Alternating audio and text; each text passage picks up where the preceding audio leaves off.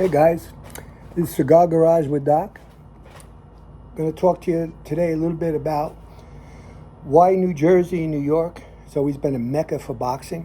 Why to this day in movies and places like that, you hear about New Jersey, Patterson, New Jersey, or Gleason's Gym in New York. Back then they even trained up in New York State, Philadelphia, that whole area, mecca for boxing. You got guys like Joe Frazier and all them that come from Philly. And anyway, you just want to hear a little bit about boxing, so I'm going to tell you a little story about it. I started boxing when I was 6 years old. I learned how to box. And they have all kinds of boxing. They have boxing for little kids, big kids as they grow up. I was 12 when I went to my first tournament. I won that Mid-Hearts tournament, won a middleweight championship. Then I won the AAU championship. I won the PAL championship, and then Golden Glove championship. I had a record of 78 fights, 64 knockouts, no losses, one no decision. A no decision means something happened within the fight. They stopped it, and it was a no decision because the referee either called it wrong or something went wrong. I won't get into that story, but it was a no decision. Fight didn't count. We actually had a fight, and they called me on the phone. They stopped the fight, and then I refused to fight because they stopped it. I knocked the guy out, but they said, oh, the bell rang. Well, the bell rang in the middle of the count, and there was no saving by the bell. So the guy, he was like the count of 9, he says, okay, well, let it go on. Well, I had already backed off, and I refused to fight again. Next day, they called it a no decision. It was a knockout. I could probably count that and say, just 65 knockouts. But one no decision, let's be honest. I never lost. And yeah, they wanted me to turn pro. You say, well, why didn't you turn pro then? Well, yeah. I wanted to. My father didn't want me to. He knew too many boxers growing up.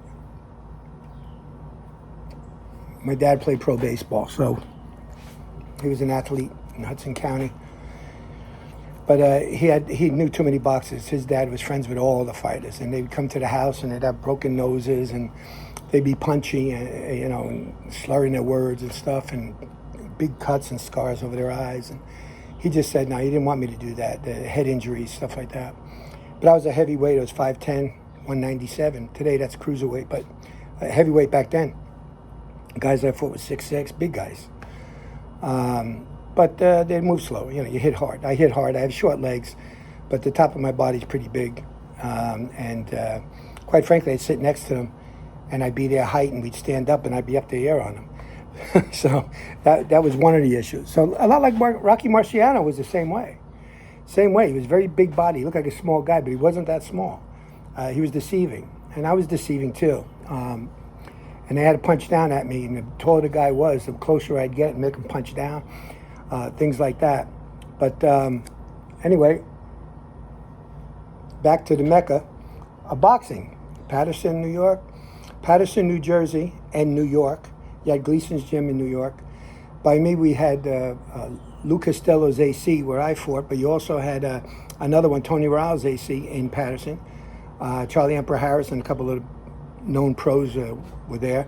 I started there, and I was sparring with Emperor Harris in my first year in a Golden Gloves. Second time, after my Golden Gloves, I moved over to Lou Costello's. And Lou Costello's I trained for 2 years.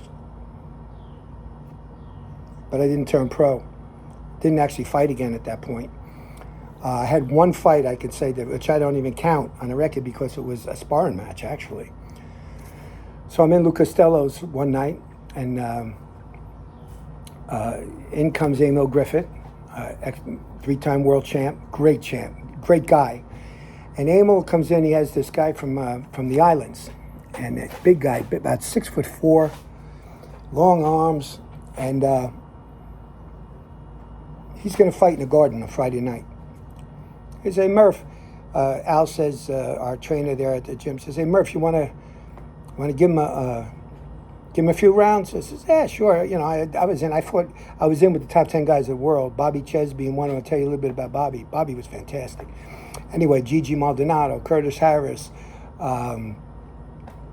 sometimes, Christy Elliott, a couple guys that trained there at different times. But these other guys were there all the time. I was in every day with them. Gigi Maldonado was a big heavyweight. Fought some of the big guys. He punched hard.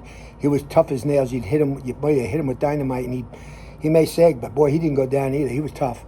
But anyway, long story short, I get in the ring with this guy. In the first round, I'm trying to feel him out. Now, it was a spar match. We had headgear on. We had 12-ounce gloves. And I'm giving him, I'm going to give him some work because he's fighting Friday night. So he's not out there to, he's not supposed to be out there to do anything but work. I got him moving. I want him moving, and I'm trying to fight a little bit like the guy, talk to him a little bit about the guy who was going to fight. And then all of a sudden, he's trying to take my head off. I mean, he's banging me. He's going, he's jabbing, bam, bam, bam. And he's moving, boom, boom, boom, And I'm like, whoa, hey. So I get in a clinch. I said, you got to stop that nonsense now, or I'm going to come at you.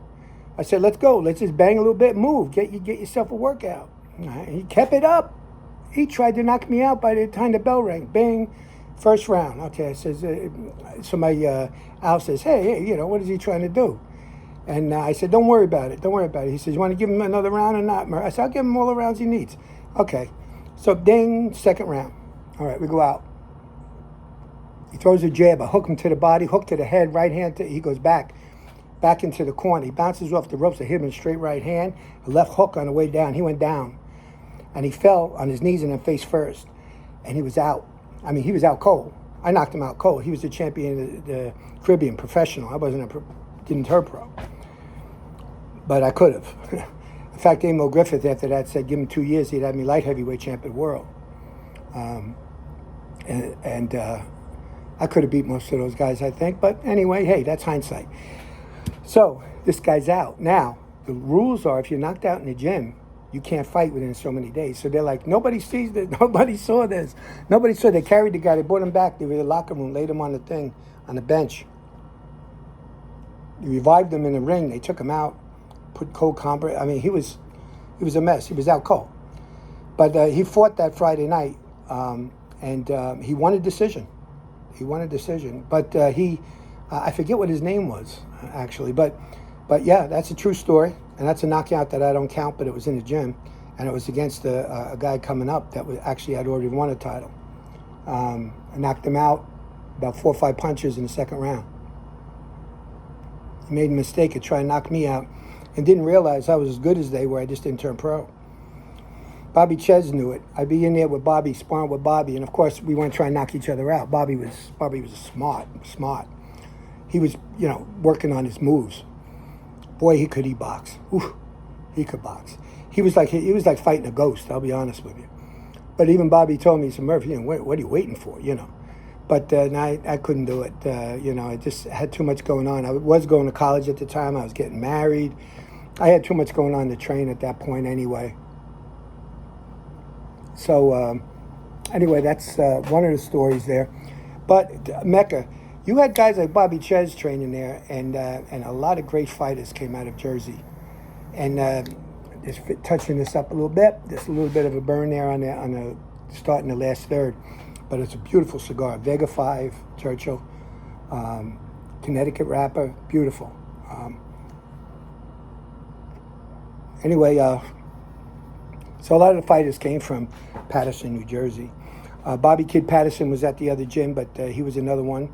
Curtis Harris, he was up. They went world champions all over.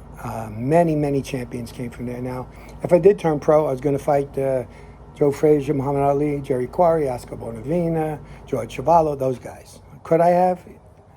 I was as good as they were. I mean, in sparring I was, certainly was. I don't know what would have happened with a lot of them. I probably would have went light heavyweight anyway, and I would have fought like Foster, Bob Foster, Mike Quarry, guys like that. I really believe I would have beat them, and I think Bobby Ches and all them told me, those guys won't beat you. I probably at my real weight class. Of course, I was a little heavier. I was 197, but I was muscular and all that. I could have easily lost that 10, 15 pounds and, fought that, but I didn't. And I didn't turn pro. I went to college and everything else and became what I did.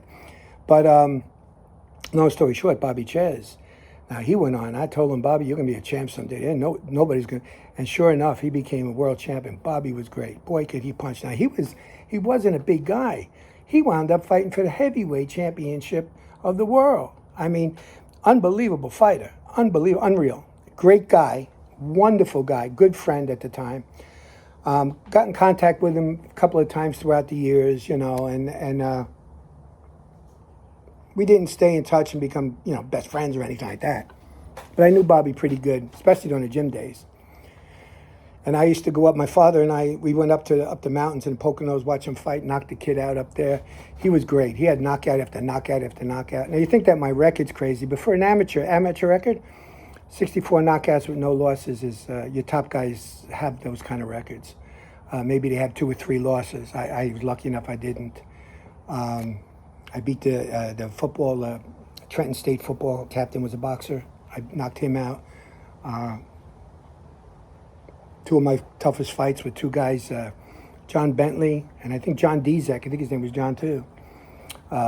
They were Chuck Dezek, I believe, was Chuck Wetner's sparring partner, if not mistaken. Bentley, I don't know, but boy, Bentley could fight. He was fast as heck. He won the first round. Came out on me. I couldn't catch up with him. I was like, this guy's fast.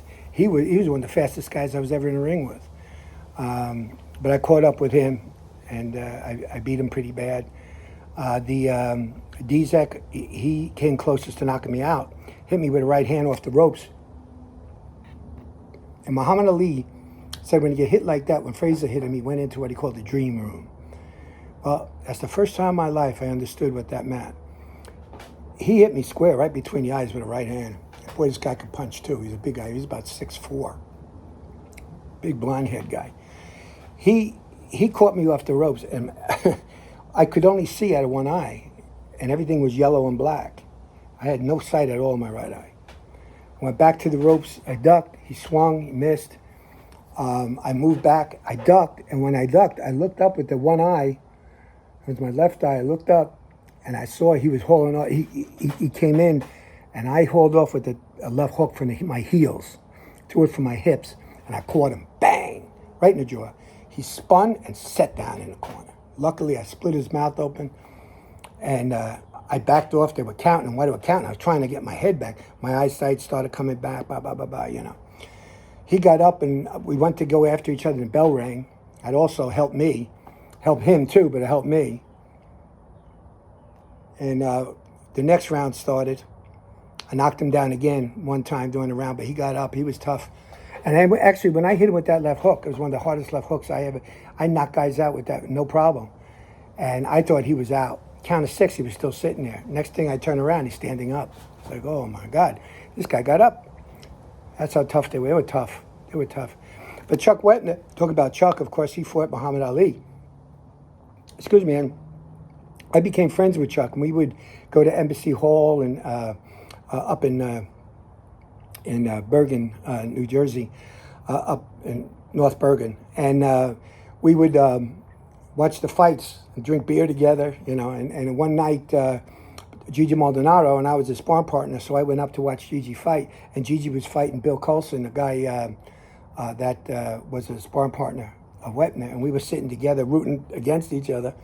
But we became, friends in a sense that we'd go to different bars and I'd see him there.